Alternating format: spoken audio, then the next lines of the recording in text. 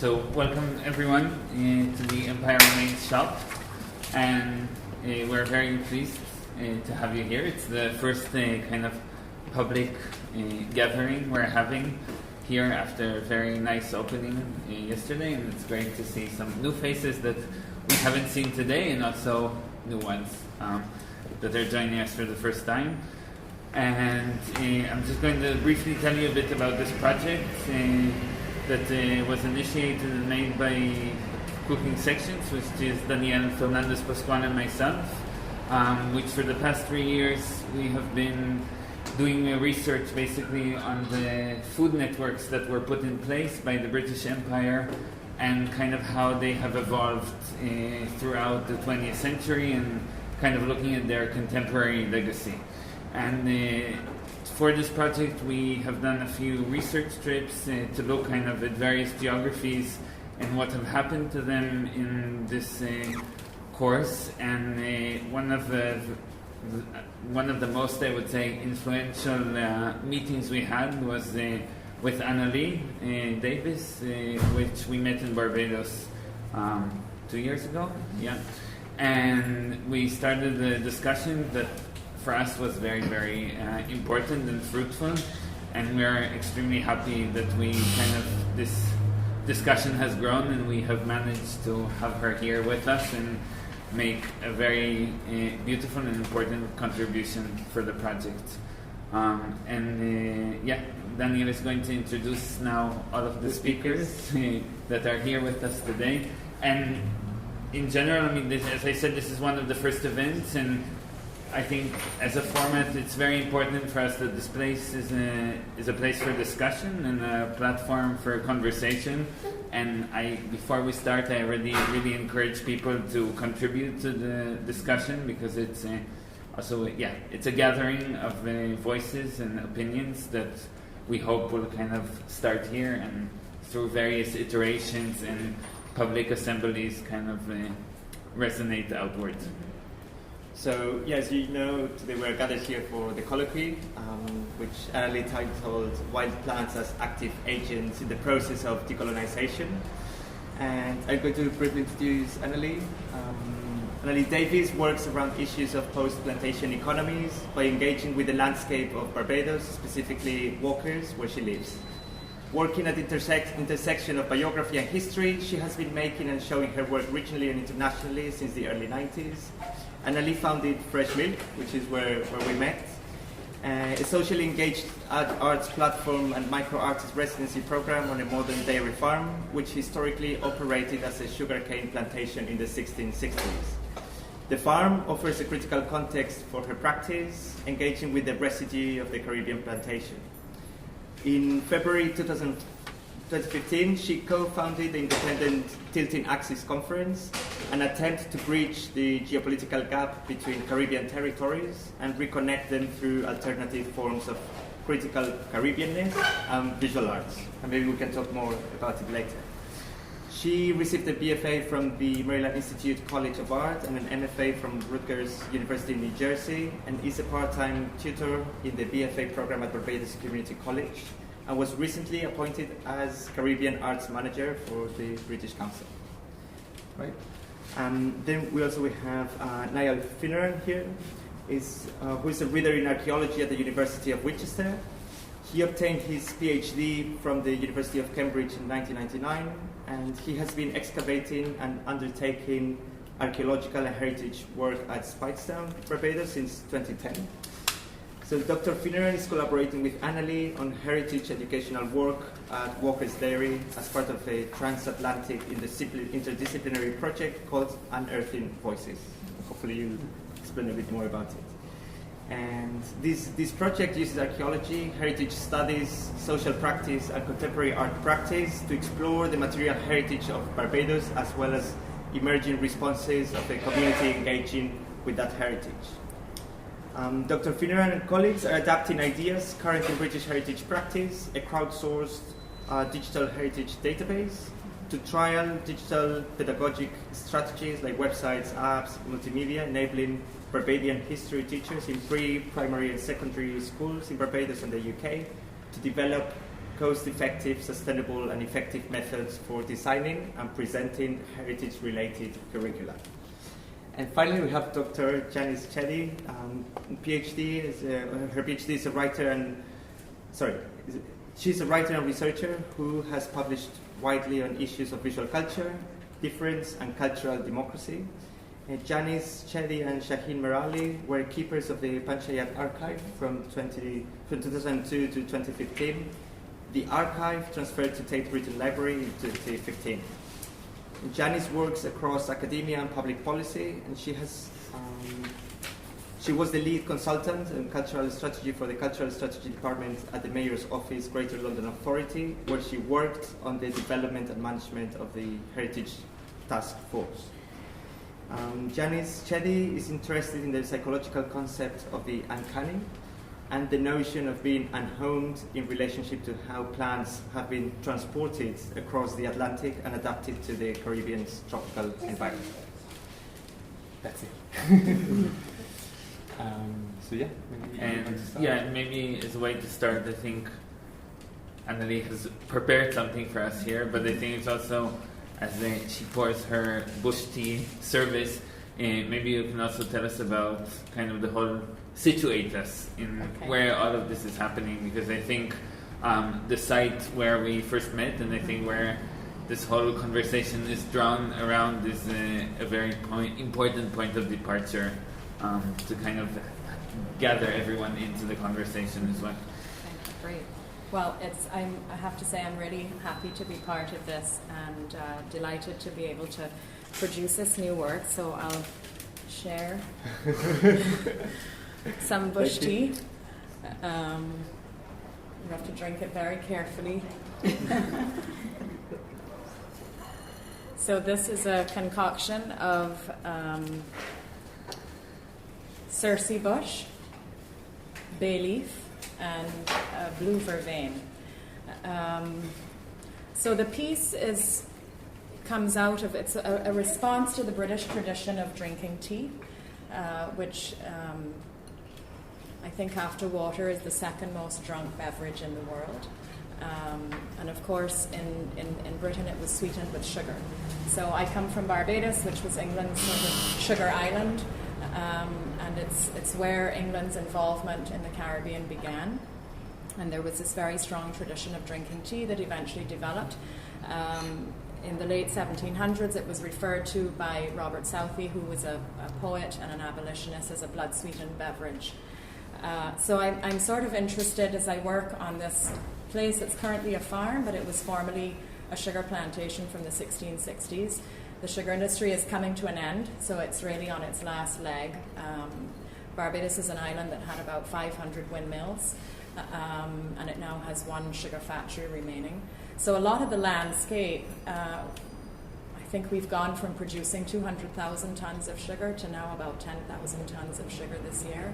So a lot of the landscape that was formerly sugarcane in the last few years is becoming what we call rabland. And what you're seeing in a lot of the rabland are these wild plants that are growing up, which are very much in contradiction to a very formal kind of imposition of a single crop on this small island for 3.5 centuries. So these wild plants that are coming up in this kind of very informal way are plants that tend to have medicinal properties. So the Circe, the blue vervain, and the bay leaf, well, the Circe would have been used as a form of birth control, as an abortifacient, as a kind of a blood purifier or a detoxifier. The bay leaf, which is particular to the Caribbean, the West Indian bay leaf tree, also makes this bay rum that's used as an aftershave lotion.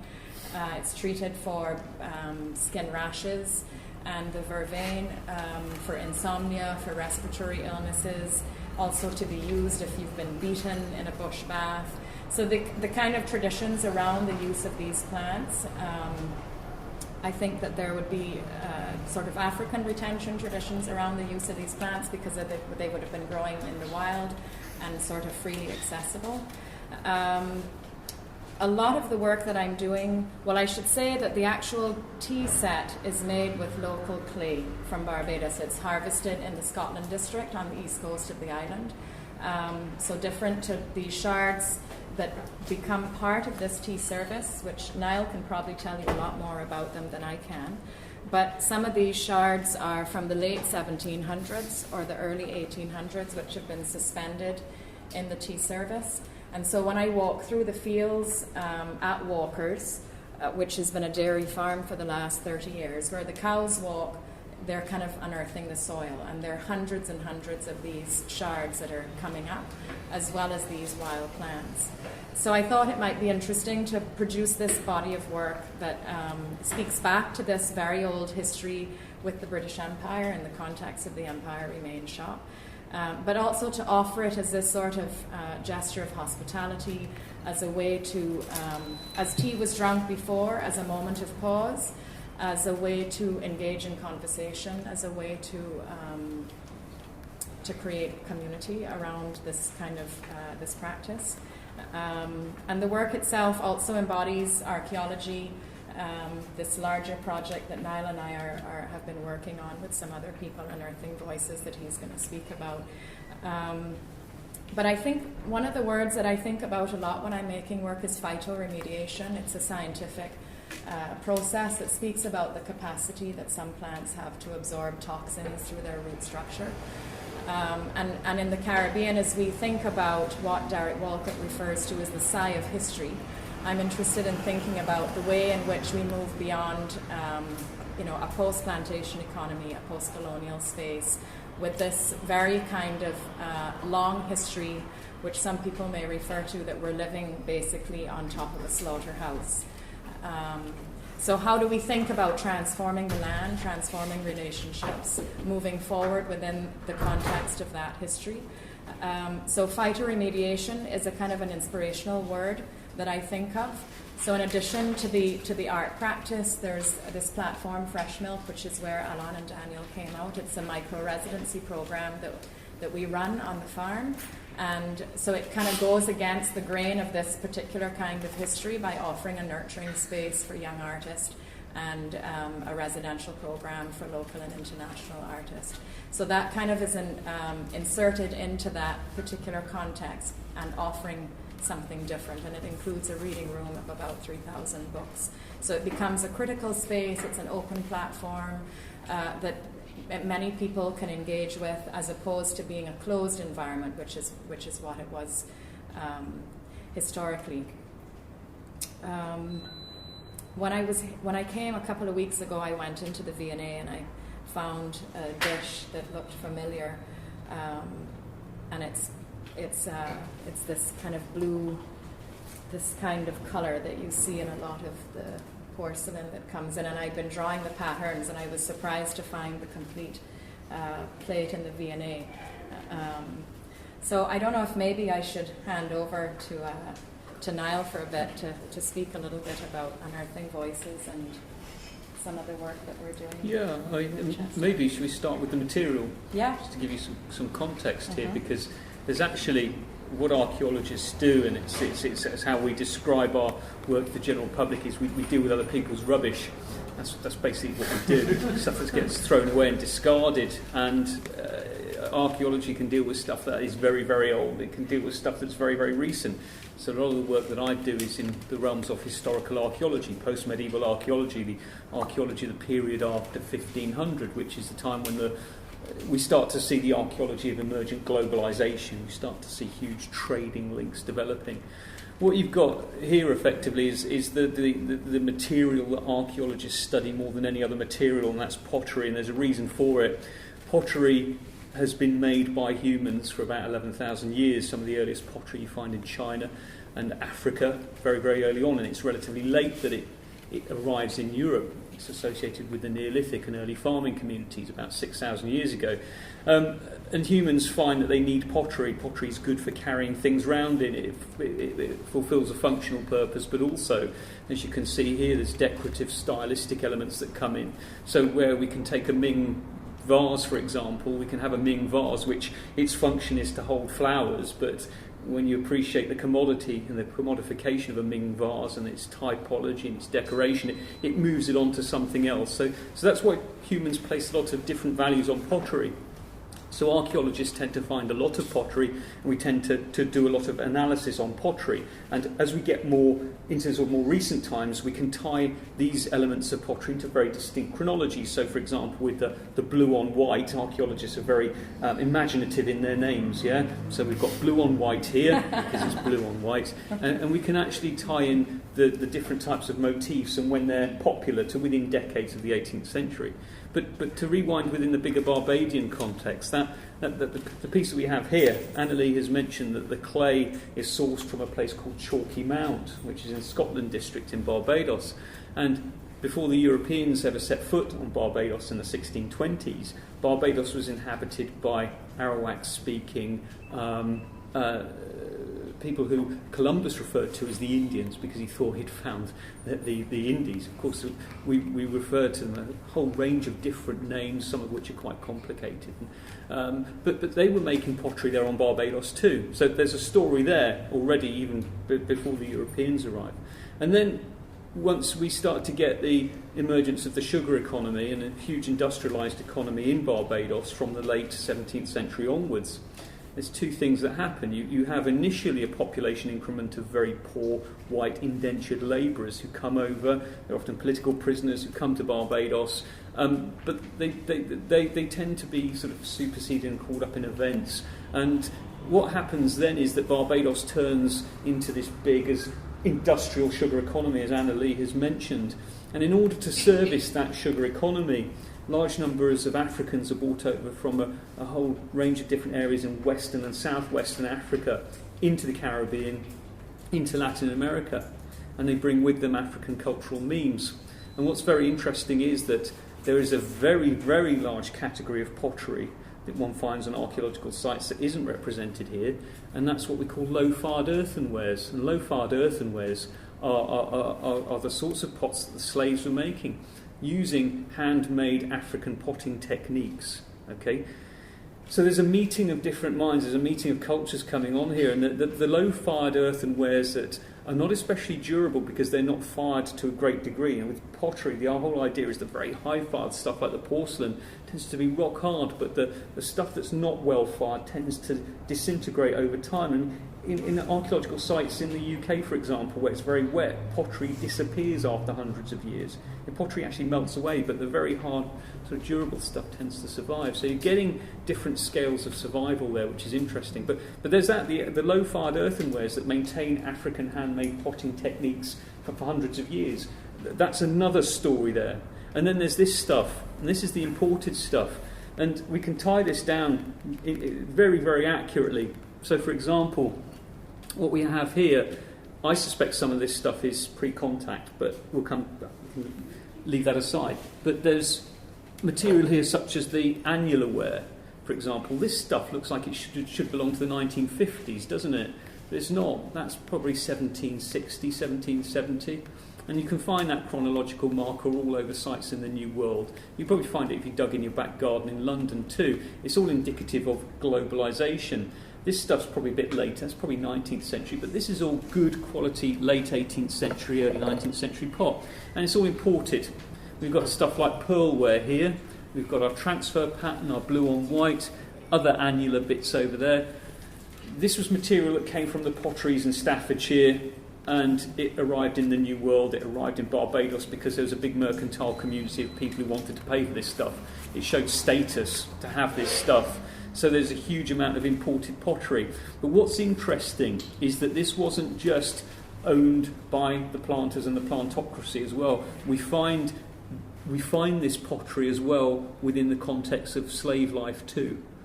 So it's very much being widely used. And the thing about this pottery, just to come back to the issue of chronology, is that, for example, when a ship sinks, okay, in the 18th century, a report comes back to Lloyd's of London, and you've got a cargo manifest of everything that ship's carrying, and it's precise on the detail of the sort of ceramics that are being found here. So that's how we can date this pottery so precisely to within 5 or 6 years. And it's a very, very valuable chronological marker. And what Annalee has here is a suite of material that she's found on the ground. It's stuff that has been scuffed up, it's been eroded out, that's all indicative of a sort of mid-late early mid-late 18th century, early 19th century assemblage, which you find all over the Caribbean and all over the New World. So a few years ago, I can't remember exactly how the connection happened now. Kevin Farmer, who's the Deputy Director at the Barbados Museum and Historical Society. But I thought it would be interesting to see whether we could locate the site of an enslaved village at Walkers, because a lot of the information that we have is generally the voice of the white male planter. So we have wills from 1816, for example, of earlier owners of Walkers called Thomas Applewhite, and we can read what he's written. But there's so many voices that are not present. And so we started talking about shaping this project called Unearthing Voices. And Unearthing Voices is it's an interdisciplinary project that is transatlantic. It's the US, the Caribbean, and the UK. And we're looking at trying to use archaeology, heritage studies, and art practice to develop an early childhood learning program to speak about the transatlantic slave trade through these various disciplines, and to create access through working with 3 particular schools in Barbados and 1 in Plymouth. So I thought it might be interesting to maybe speak a little bit about your interest in that, because since I've been here, I've also felt that there's some amnesia around Britain's history with the transatlantic slave trade, and I'm sort of surprised by that. So I feel in many ways that the fact that this project is not just about working with British people who are coming into the Caribbean, but the fact that there's, it's happening, that young people here are going to also be taught about this, because it doesn't seem to be included in the educational system. Well, the idea of what we're planning to do in Barbados is what we call community archaeology. And community archaeology projects are sort of things you used to see on Time Team, if you watch Time Team on the telly, where the whole idea is that you bring together professionals and amateurs, and you share experiences, and you share the experience of the excavation and the discovery. And that's why we all get turned on about archaeology. It's great fun, even if you're finding little bits of pots rather than the Ark of the Covenant, like in Indiana Jones. I mean, yeah, we like the thrill of the discovery, and everyone likes that. It's a cross-generational thing, and it's a cross-cultural thing. So one of the ideas that we're moving with is something that we've done a lot of in the UK. I mean, one of the reasons why we get funding in the UK from Heritage Lottery funding, for example, for archaeological projects is to involve the public and a wider cross-section of the community as possible. So we're taking that model into the Caribbean and trying to focus on a community involvement whereby you can turn up and have a go. And it's not coming from a position of sort of UK-based practice knows best, will teach you how to be good archaeologists. That's not the idea at all. It's shared experience and it's shared learning, and it's understanding about the sort of ideas of discovering what archaeology can tell us, what analysing rubbish can tell us. Because a lot of people take for granted, and archaeology, as I always say to my students, I think the most fun archaeology you can have is the archaeology of the mundane, the day-to-day, the stuff that's not spectacular, not Tutankhamun's tomb, but everyday rubbish that people like you and I were generating in the 17th and 18th centuries as we got on with our lives. And I think that's something that we kind of we want to use archaeology as that vehicle. And again, by extension, how we can make that learning experience work using digital technologies and virtual technologies. So we've just finished work in Barbados in the last week. I just got back about a week ago, and we spent a lot of time doing a lot of photography on buildings, historic buildings, to try and build up 3D visualization. So we're going to be looking at a huge range of techniques and technologies and apps, smartphone apps, to enable people to record what's around them. So it's all part of a bigger issue of how to effectively manage Barbados's rich past. And then the last thing maybe is these pieces. So one of the other archaeologists is Matt Riley, who's at Brown University, and he was out in the summer doing some digs at Walkers and came across, I guess, what you would call pre-contact. Yeah. Loads of different labels. Amerindian. It's not Carib because the Caribs weren't on Barbados, and that is a desperately problematic term. The whole issue is when we get into the ethno-history of the peoples of the Caribbean before contact, it's complicated, and a lot of linguistic terms are just bandied around and poorly understood. But in any case, the pottery that I think we have here, very, very well-fired Saladoid pottery, I think dating from around 1300 AD, something like that. It's probably a bit earlier maybe. But we'd need to clarify that using excavations, yeah. but there's a lot of it around in Barbados, and it would not surprise me to find some of Walker's. Yeah, he found some sizable pieces. Mm-hmm. So I have a question. I'm just not familiar very much of the recent history of sugar industry, but why it just disappeared so severely in the last years in Barbados? Why did it happen? Well, in part it was a loss of subsidies, of preferential prices on the world market. Also, it was competing with something called beet sugar, and it's been taken over by tourism. So tourism has become the main industry on the island. So it's not people are not consuming less sugar. Oh, I don't think so No, at all. but I think what's very interesting to that point is also kind of to bring it to like very present day issues here in the UK. It's the fact that the moment Britain joins the EU in the 70s, they cannot promote anymore, give special tariffs to the Commonwealth countries, because countries like France and Germany are producing sugar out of beet, and once you're part of the EU market, you have to kind of buy, first of all, sugar. Yeah, there's like preference to the sugar that's being produced in the continent, right? So, and this has kind of really reshaped the whole Caribbean and the sugar industry, and kind of, it was declining already before the 70s, but this is the moment it really went into its dire kind of last. The other thing to remember is that one of the legacies of sugar in the current day is that Barbados has one of the highest incidence of diabetes and amputations of diabetes. So legacy. I mean, I think for me, this is actually quite strange to see this in this, because my mother's been very ill recently, but the smell of the bay leaf just reminds me of kind of growing up, because it was the smell in her house that as soon as you almost like you walked up the stairs, you could actually smell it when she came. Is that right? Because so what's interesting for me is intangible heritage, because for somebody who grows up in a Caribbean family, from a working class family, bush tea is never served like this. Right. Bush tea is boiled in a pot and it's given to you when you're ill and you're screaming because you don't want to drink it because it tastes disgusting and it has no sugar in it. So the whole history of what that kind of knowledge, what Nicholas Mozart calls the counter theatre of the enslavement, which comes around plants, about the knowledge of plants, is actually what's kind of interesting in terms of it speaks to an intangible heritage which lives contemporarily in terms of the Caribbean. So from my own personal experience, it's also the other, which is the religious aspect of the thing, which however you want to call it, whether you want to call it obia, whether you want to call it voodoo, is entrenched with bush tea, with the tinctures that's made from this. And so for me, it conjures up, because my mother was a practicer, and that's why the smell is from the house, because also with the other practices in the house. So it's that intangible heritage which is very odd, because it's kind of almost never spoken about, because bush tea is like, that's because you're not modern, because you don't understand the medicine, or you don't conform to a proper religion, and that religion is not spoken about.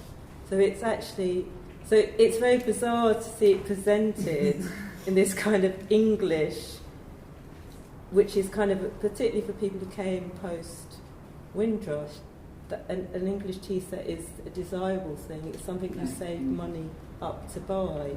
It's not something you're going to serve bush tea in. Because it's, I mean, particularly as a child, bush tea was something which was boiled in the kind of bad pot, because it was very smelly, and it was served in a kind of like a mug. Exactly. And it wasn't served to people. It was served to. It was also a family thing, because each family had their own concoctions of what this tea was about. So So I remember very reluctantly as a child being subjected to the baths as well, which is a religious, it's a protector of things like that. So it's quite interesting because this is very incongruous to the kind of intangible heritage that's going on with the clay and the tea itself. So I'm finding it a bit disconcerting because the way it's kind of, it's just, and the smell is very visceral to me because it just takes me back to my childhood. It's like, okay. But I think one question that I was thinking already before, when you started talking about this kind of, you brought it up now again about the tangible and intangible, right? Like this history that is like extremely well documented, that has its like well-fired objects that can survive time under earth, and all of this intangible history are things that people that didn't have also resources to kind of create proper things that could survive over time, and I think in your work it's kind of an interesting like how this gap can be bridged, and how kind of traditions that are merged into more tangible and objects, like in this case, how do they operate in a way, or maybe they're counter operative, or they don't kind of push a discussion forward. I mean, I think that what's interesting is about bringing those very different spaces together, and also within the notion of healing. And you're right, this idea of drinking bush tea, or these the knowledge around that is something that is very covert. This is not something that people speak about a lot. And so I think forcing these things together is, for me, is a necessary thing to do, because it forces those different traditions together. And But like so many other African traditions, it was actually fought against by white slave masters. I mean, I was brought up in Trinidad by a black father and a white mother. My mother used to bring us bush tea. She embraced those things. My father used to die that she was embracing black culture. And that was because he was brought up to shun his own black culture. Right, yes, of course. I had a question about this idea of scales of survival that you were mentioning before. That I think is very powerful as a framework. And also connecting it to what we were talking about before with the subsidies of sugar, right? Because in a way it constitutes a very contradictory cycle that people, or kind of a tourist sector, is traveling to Barbados to see this intangible heritage of these landscapes of sugar. But on the other hand, like because of different economic policies, there's only rublands, or there are more and more rublands because there's no incentives to produce sugar. So how to negotiate all the entire circle, which is kind of a conflict between different policies or economic approaches. Right, because you have the tourist sector that is looking for something intangible, and on the other hand, you have the very kind of material policies that are kind of not allowing these sugar landscapes anymore because it's not sustainable as a practice. Yeah, it's not profitable any longer. I mean, I think one of the things they're looking at in heritage tourism is this notion around the colonial experience, and they feel that a lot of people are coming out to Barbados because they want to have this colonial experience. So it's something that they're, I think, trying to market in a particular kind of way that's very bizarre. I don't know if you've come across that. Not really. Yeah, there was something, a plan afoot about the Morgan Lewis mill, which I found personally a bit distasteful, and so that's didn't one get of the, it. Yeah, you like can't. resorts. It's presenting a hugely problematic heritage in a very simplistic way. What is it? It's a plantation. It's a working plantation with the last working sugar mill in the Caribbean or south of Antigua there. But the issue is that you've got this attempt to package up a plantation site in the most very basic terms, and it's not a sugar farm. It's not a sugar farm. It's not just a sugar farm. Right. Plantations have hugely dark histories. So it's always connected with slaves. It's that I think there are elements, and again, this is off the record, but there are elements of I think people within the tourist sector there who don't get it. Yeah. Can you talk about the landscape? You were in your text talking about the irrigation ditches as this kind of relic ecologies where these bush plants were growing, and then as the sugar goes away, I know there's been a lot of glyphosate use in the sugar industry. A lot of what? Like Roundup. A lot of Roundup used in sugar and associated kidney disease in the water that's used by workers. But I wondered, as the landscape is moving out of sugar, and is kind of a scar tissue ecology emerging from those ditches probably and repopulating out, what is that landscape and what thinking goes on about a restoration ecology or restoration agriculture that's appropriate post-sugar? In Hawaii, it goes straight to Monsanto field trials, for instance. It does what? In Hawaii, those sugarcane fields have now become Monsanto test plots. Right. So they're a very small group of people that are looking at alternative forms of agriculture. There are a few people that are doing permaculture projects there. And there's actually, I just learned recently, the only biodynamic farm in the Caribbean has just set up in Barbados 3 years ago on about 100-odd acres of land. And so I don't know very much about biodynamic farming, except it's this permaculture combined with some of Rudolf Steiner's esoteric principles. So they're developing a medicinal garden that goes back to indigenous people and the kind of plants that they would have used, and healing plants like some of the things that the enslaved would have used for bush teas, burying crystals in the soil, planting at particular times. So they have about 120 acres where they're actually developing this program with a consultant out of California. And also recently have been a number of permaculture projects that are developing workshops. I think part of the issue is that there's such a negative association with ideas around farming because of the history and the slave trade and whatever, that has become a very negative thing. And with independence 50 years ago, when education became free, a lot of people that were working in the villages connected to the former plantations have got education because free education was then provided at the primary, secondary and tertiary level. So people have just gravitated away from working on the land because it has all of this history around it. I think what's problematic about that is that we can't even feed ourselves. So everything is imported.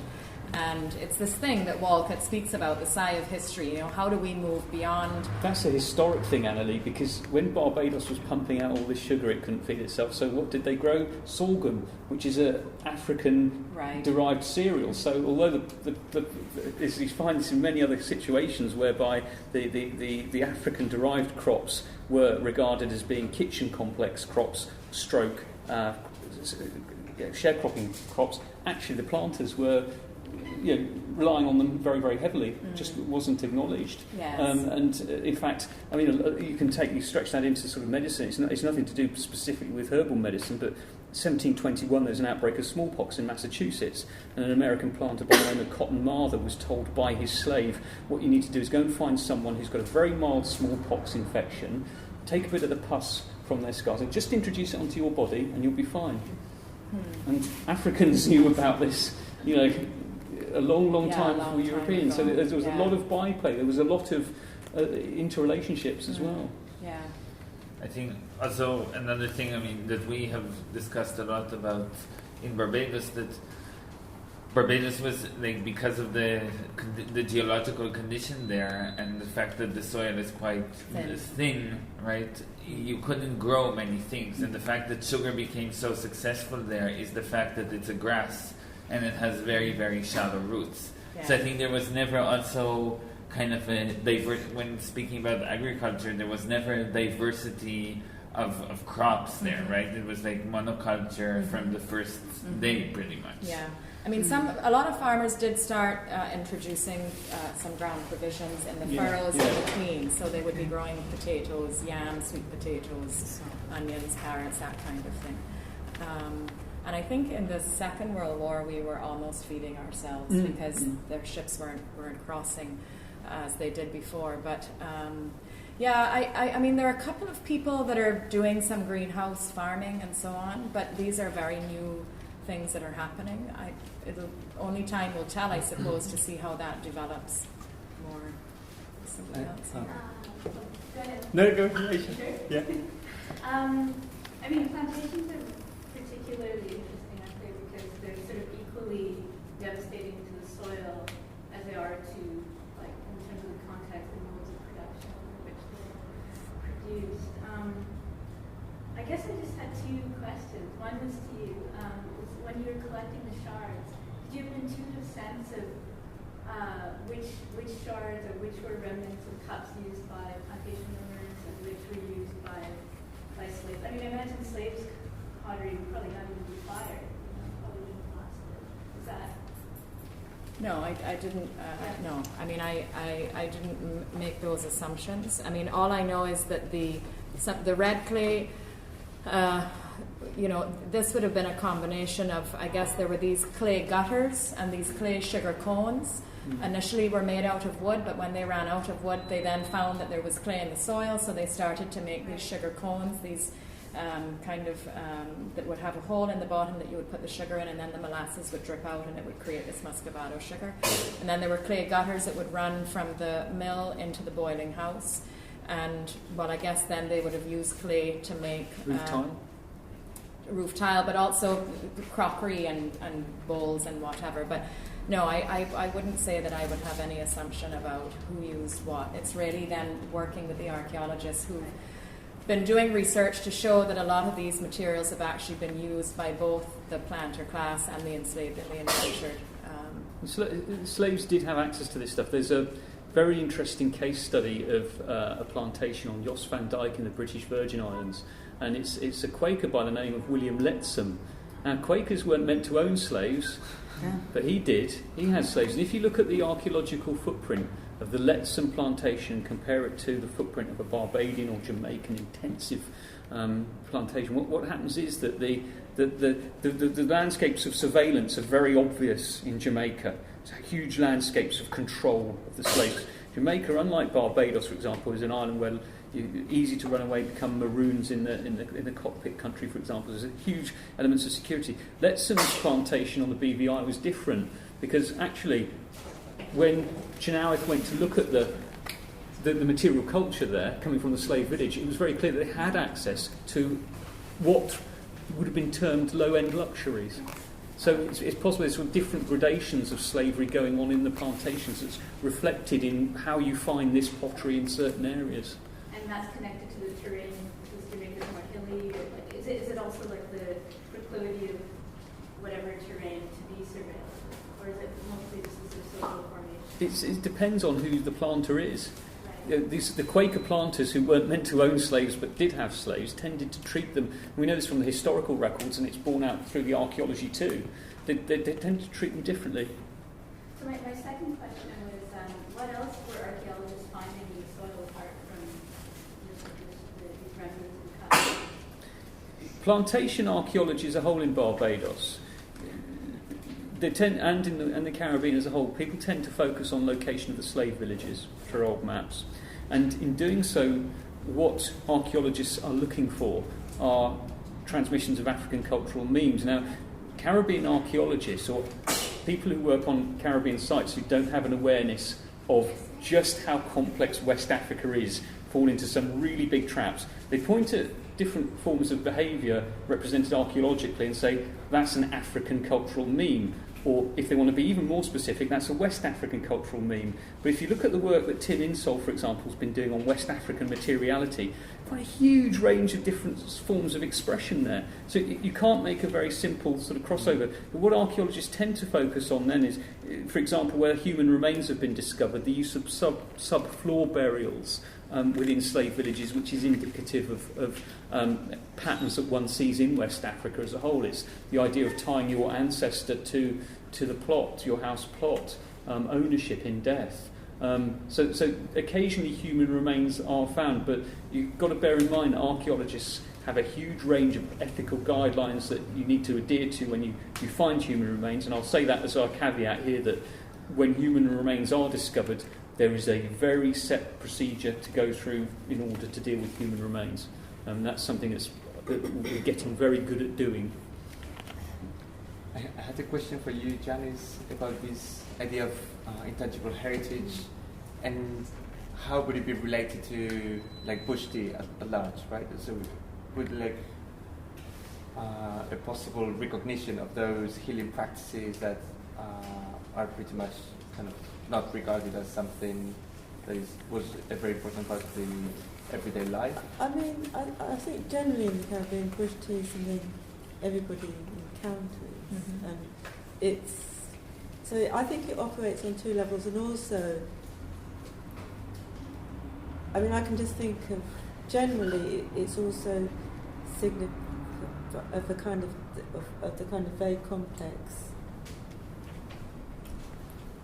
people who live or have lived in the Caribbean. So what you'll find is, so my mother's family was brought up by an Indian family, so a lot of what she is inflected, like turmeric and those things, you can trace those kind of elements in terms of, and I'm sure that different people, so what you tend to have is something which is about, which is creolized, so it's not necessarily an African retention in that way, because it has a mixture of kind of things. But I think it ties to lots of things around, because it also appears in some dance or some kind of storytelling, the kind of things about bush tea. So I think it's very, bush tea is kind of something which is spoken but unspoken in the relays, because I think it's a bit like ground provisions, like only poor people really eat ground provisions. So like when I was teaching at UWI, students didn't. Ground provisions. So like yams, sweet potatoes, things that you can grow in your garden.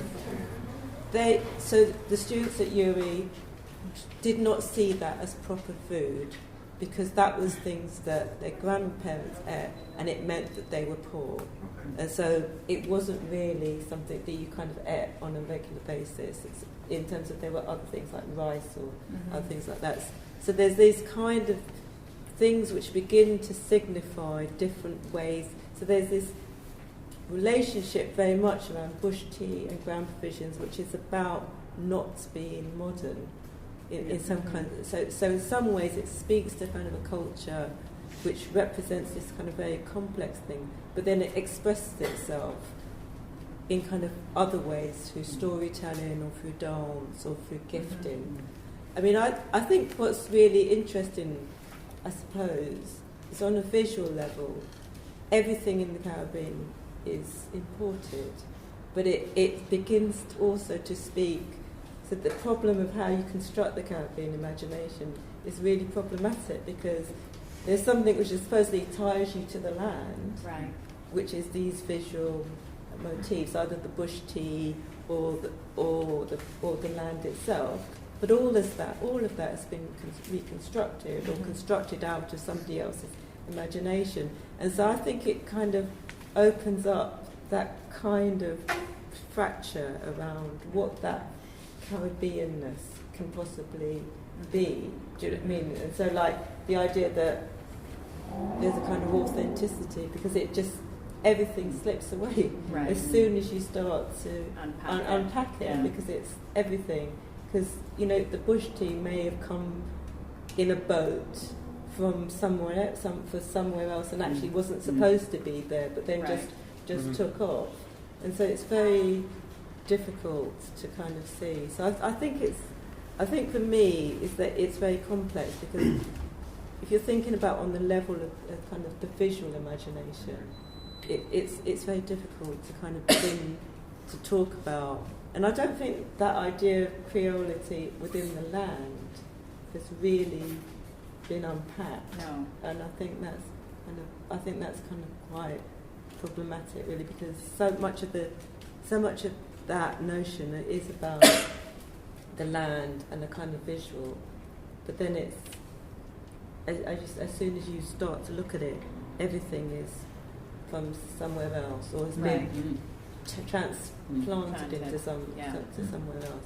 So I think it's so in terms of a visual practice, I think it's quite interesting, because what struck me was that there was all these conversations about what is it to be Caribbean, what is it to be a white Caribbean, what is it to be this Douglas, what is it to be this something else, and then suddenly nobody can actually, and it seems to be, it goes to identity, but actually then as soon as anything which is rooted, also, so I think I'm just wondering as practice how that's unpacked within that.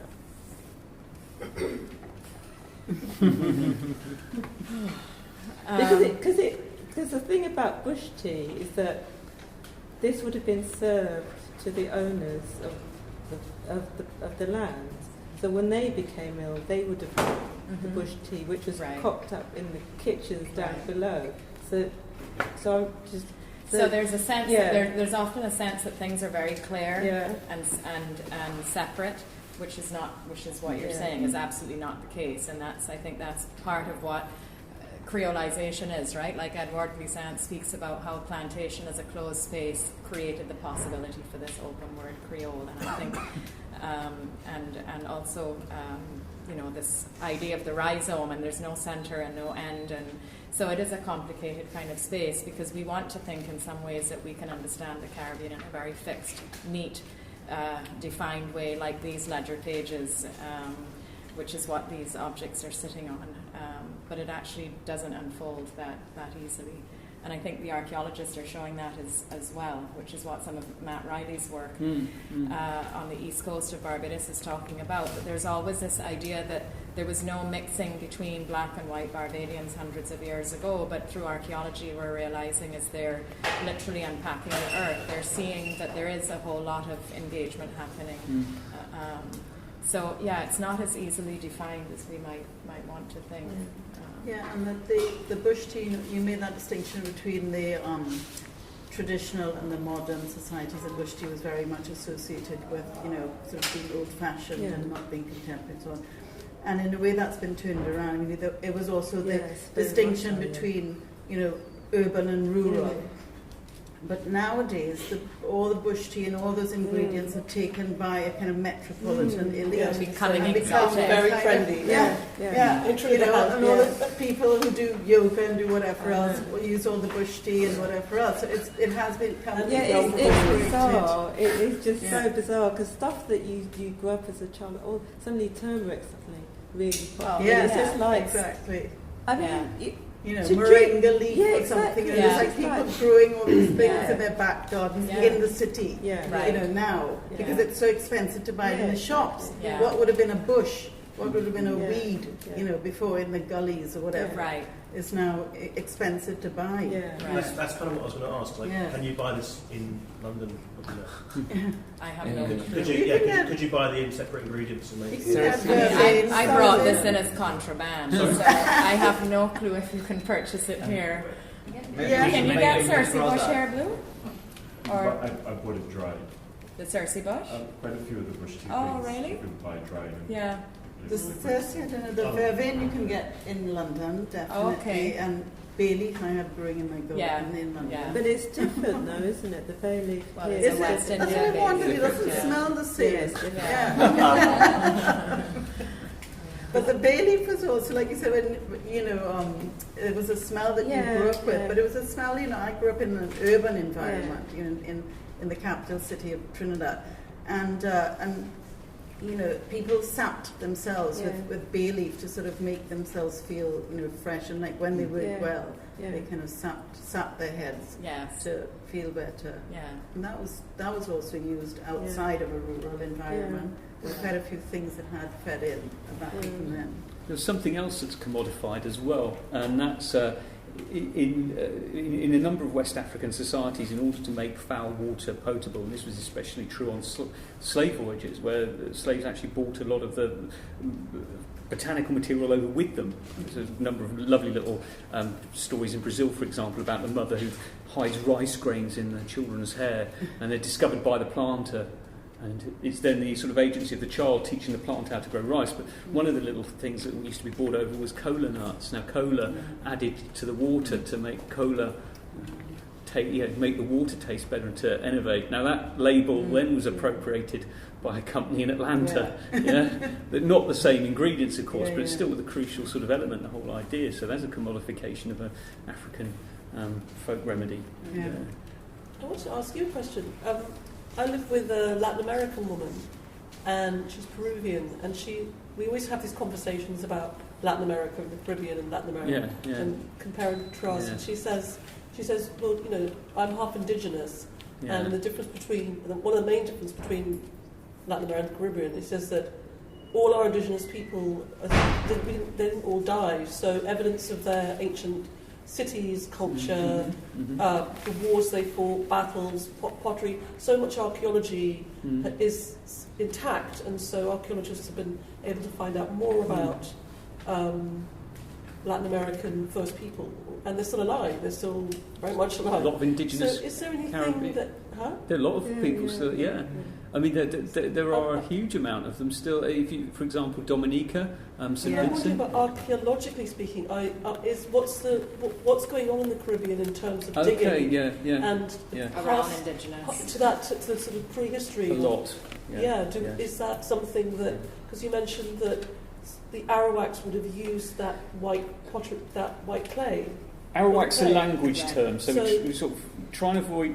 Arawak is a language that's spoken in, for example, Venezuela, and it's spoken. It's the loose language family. I know we try not to use that term now. There's also another one about taking.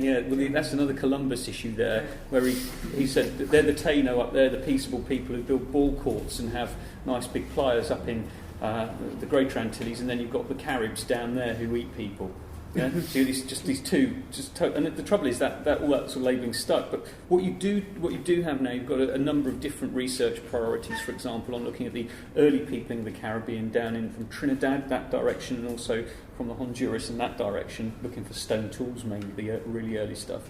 And then you're looking at, for example, the growth of complex societies, the Taino people. Then you've got island Caribs, for example, the Kalinago peoples in the Lesser Antilles, and then you move into the sort of phases where during the first French colonial adventures down in the sort of St. Vincent, down there, where you've got interplay between Europeans, Africans, and indigenous peoples. You've also got the Garifuna, for example, in the Honduras.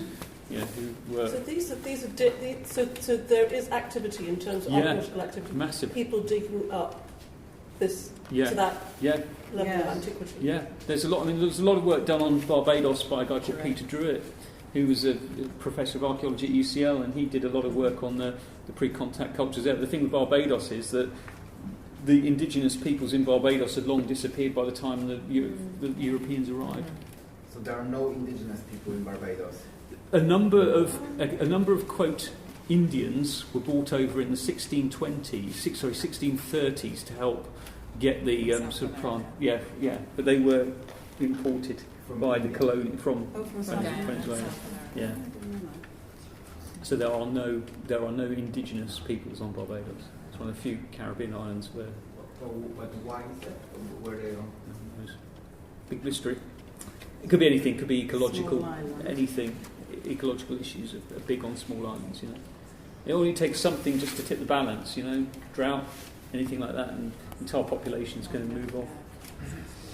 I had a question about something you were mentioning before relating to food sovereignty and the perception of certain foodstuffs, right? That's been non-modern or kind of for the poor, and the fact that there might be a huge import of potatoes from the US instead of growing sweet potatoes, they're stigmatized to a certain extent. So when we were there, we learned about these initiatives around cassava flour, for instance, to kind of persuade local bakeries to use at least half of the amount in their daily baking, to use cassava flour to start reducing the import bill. With this perception of the bush tea, whether there could be new approaches or new imaginaries emerging that could kind of change or shift these very limited, self-sustainable. I mean, I think that's happening in some ways, but those things are really expensive. So you can now get breadfruit flour, cassava flour, maybe coconut, but those things tend to be quite expensive. So I think maybe as they're kind of new, smaller kind of cottage industries, maybe they'll grow and become more affordable. But right now they're kind of in the realm of a kind of an exotic product that's marketed and packaged in a particular way. So you might spend, I don't know, maybe the equivalent of £4 for a relatively small bag of cassava flour. I don't know that we're seeing a lot of really great visionary thinking in the Ministry of Agriculture, and that really needs to happen, but that tends to be happening more at the level of civil society in these small pockets, as often is the case, and then they're probably going to catch up after. But they still kind of, I don't know if it's like companies or exporters from European supermarkets or US supermarkets dumping prices, or why is it more affordable, like products from abroad still?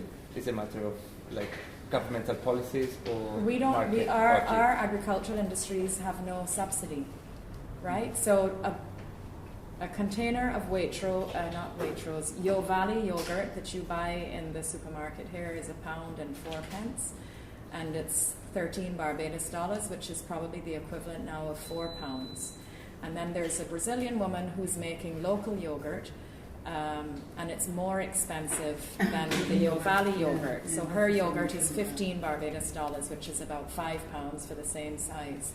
So we are competing, like we import, our most commonly used cheese is from New Zealand. We can't afford to make cheese in Barbados that's cheaper than New Zealand, and our agricultural industry doesn't have subsidies. So that's why it's so expensive. Yeah. But tying into that, because I think this is one of the things that happened with the end of the British Empire in the Caribbean, that territory that was won, right, was fragmented into individual states and sovereignties, where also then trade and imports and exports tariff started playing a very big role in the exchange of goods.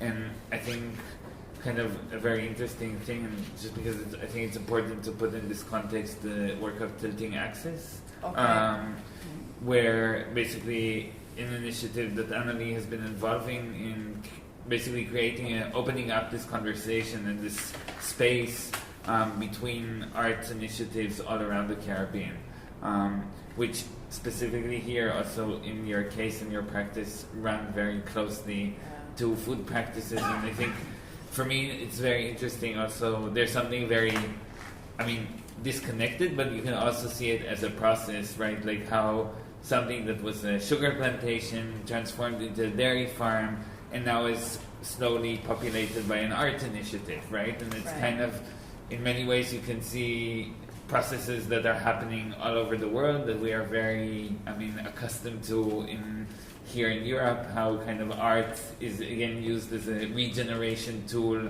for, or whether it's an urban or rural land that is kind of out of use. Right. So I think kind of if you could talk a bit more about that. I think all of these things that I'm doing, I feel, are connected. So it's about really trying to alter the space from producing a body of work as an independent artist and setting up Fresh Milk as this alternate platform. And then Tilting Axis, as Alon mentioned, is a project that I co-founded with Holly Bino, who's the founder of something called ARC Magazine and the current chief curator at the National Art Gallery of the Bahamas. And the idea is to bring together artist-led initiatives from the French, Spanish, Dutch, and English Caribbean. And the Caribbean is often split linguistically in these kind of colonial lines. But because we're each working in such small spaces, it's really important that we can kind of come together and work. And so the idea is about to create a supportive platform for artists and artist-led initiatives across the Caribbean from the perspective of the Global South and within our own experience. So we've been bringing these initiatives together along with larger institutions like the Perez Art Museum in Miami, the British Council, independent curators from Senegal, and trying to think about what does a healthy cultural ecosystem look like for the visual arts in the Caribbean. So I think in some ways that all of these, and even working within the British Council now, which is a very new thing, it's also about trying to create alternate spaces for new perspectives and new kinds of conversations to take place. Question. You mentioned the word amnesia, being here, you've been here a couple of weeks. I wonder whether you could talk a bit about that, because I come and go a lot from Caribbean to here. Right. A home there and a home here. Right. And so it's always, when you're in the Caribbean and you're looking north, it's such a dynamic space. People are thinking about, you're an activist, you're dynamically, artistically involved with what we've just been talking about, and decolonisation is still a very modern, contemporary subject. People talk about it a lot, particularly in artistic intelligentsia circles. It's a hot topic on Facebook amongst writers and artists. It's a very vibrant subject. Reparation, all that, decolonisation. And then I come here, and it's a dead subject. It's like in academia for sure, but it's died. And Cameron comes to Jamaica, just not interested. So I'm just wondering, from an artistic point of view, somebody who's here now, mentioned this word amnesia. Is anything? Can you talk a bit about this? Real difference in perspective. So I watched David Olosoga, who is a Nigerian British historian, was a narrator and one of the researchers for a BBC two-part documentary called Britain's Forgotten Slave Owners that some of you may have seen. And he recently won a BAFTA award for that, and it was a very good program. And he mentioned, and I was very surprised, that when British people think about slavery, they think about the American South. And coming from the Caribbean, I find that kind of interesting because, of course, I'm from, the jewel in the crown, one of the colonies that produced the greatest amount of wealth for England. And our training in history in the Caribbean is almost the other extreme. So my children would be doing history from Form 1 through 5 that is almost exclusively about the transatlantic slave trade and learning nothing about the World Wars or Europe or the Far East or South America or anything else. So it's kind of a bit of a problem that it's just that. So they're not learning about how it fits into the larger part of the world. But I've been speaking to a number of people since I've been here over the last 2 weeks, and it seems as though there isn't, like some people said they didn't know the Tate was built on sugar, right? So, or that many libraries, art collections, institutions, that Bristol, that Liverpool, I saw an exhibition in Glasgow 2 years ago for the Commonwealth, so that we know what the Commonwealth is. So this show was developed for the Commonwealth Games in Glasgow at Kelvin Grove Museum, and it was called How Glasgow Flourished from 1734. There was zero mention of slavery, and they said that there were 5 attributes that wealthy Glaswegian businessmen had, and one was access to cheap labour. And so I thought that was really an example of amnesia, because you were developing an exhibition for the Commonwealth. So these are people that have come from part of that the history. British Empire, and this show is for them, and you've completely erased their entire reality. And I was shocked that a board of directors and a curatorial team in 2014 could get away with that level of erasure. I mean, I'm absolutely shocked by that. And everybody in the Caribbean has seen David Olosoga's Britain Forgotten Slave Owners. Everybody was talking about it, and almost no one I've spoken to here has seen it. It's not, I think erasure is a better word than amnesia. I mean, it's not, it's not, people haven't forgotten about it. People are either, they never knew. They're either oblivious in some cases, or it's it's an erasure or whitewashing. But I mean, and I think it's important to talk about Britain rather than England, as you said, you say England, but I think it's better because, as you just mentioned, Scotland also did very well out of these industries. But I mean, when you walk around the roads of Scotland or Liverpool, all the names of the roads are named after slave owners, etc. Often, or those captains of industry. So it's the history is there. You just have to look for it. Yeah. And then a few days ago, on the 1st and 2nd of August, there were some protests here, and people are saying they can't believe that they're having this protest because they want to be able to have conversations about, Britain's history, and that it hasn't been dealt with at all. It's a funny thing. I mean, in some senses, you can say the UK is actually pretty good at dealing with the history, with its kind of empire history in comparison to places like Belgium or the Netherlands. In Belgium, they don't even want to talk about it. Right. Whereas in the UK, they would actually do a show about the Commonwealth, and they might mention it. Maybe it was buried in the one you saw in Scotland, but in Belgium, they won't even go there. So the UK's got some things to its benefits, and maybe some right. So it's different conversations in different locations, I think. I mean, the slavery is actually in the national. Sorry? Slavery is actually in the national curriculum now. Is it? Yeah. Is that quite recent, or has it been there for a while? It's been there for a while, but it's not been there for a decade. I don't know exactly how long. So it is actually in the curriculum. I mean, and it's patchy. I think people deal with it in different ways. But I think that there's two different things going on, because there's one, that nostalgia for a colonial, where life is simpler and that people knew their place. And then there's the kind of understanding, the kind of economic histories of, why we have sugar, why we can get all these things from all over the world. And they're actually about particular things being set in place around, and how those things come kind of very specifically to Britain. So that is, but not making the links between the two, I think, is the problem. And that's the real issue. And also, I think people don't have the language of how to kind of navigate something which is about the history, but doesn't necessarily it informs, but people aren't necessarily trapped by it. I was thinking, if you go to the National Maritime Museum, the Imperial War Museum, they will have sections on colonial history. There is also over here. There's the Black History Month, and I had younger children at one point, and they definitely did things around slavery. And there's Black History Month, and they deal with different subjects. And there is the Museum of Slavery, which is in Canary Wharf. In part. Yeah. Also, the Tate Britain did do a big show last year. It was called Art and Empire. Right. What's interesting is they made a documentary about the exhibition in which they said, we've been thinking about doing this for at least a decade because it's so embarrassing. Because we've got so much art, and there have been stuff that's been stolen from all over the bloody world. And can we even bring ourselves to exhibit what?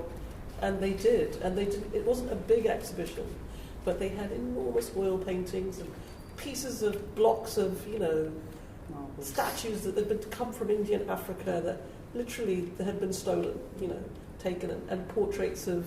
It was really interesting with the portraiture. There'd be a portrait of, an African chief or a New Zealand. Somebody would paint, and they hadn't sat for the portrait. They had been kidnapped. These were people who were kidnapped, who were like, you have to sit. Now we're going to paint you. So I think the Tate I think that's been a really interesting thing for them to have done. They need to have it like round the clock. They need to have it like a permanent exhibition, like all year, every year, so people can. It wasn't a very good exhibition. Well, they showed a lot of things, but they didn't actually critically engage at all. This is all the stuff we've stolen, and like you could infer, you could get really angry about it, but at the end it's kind of like, okay, that's it. Like there was no, so good on them for showing this stuff, but that needed to be deconstructed for an audience. I agree. I think that like most audiences wouldn't even understand how heavy that stuff was. It was just like a very beautiful display. It's more nostalgic. Yeah.